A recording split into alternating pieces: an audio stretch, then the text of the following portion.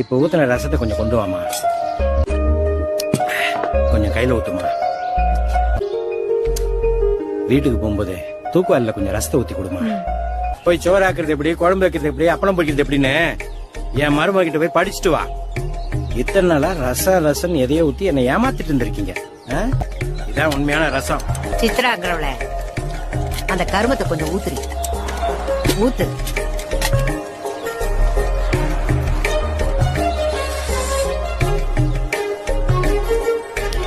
என்ன 4 ஜீரகத்தையும் மிளகையும் உண்டனா போட்டிருக்கா. இவன் ஒரு நாக்கு சித்தப்பைய. போய் சோத்த போட்டு கொண்டா.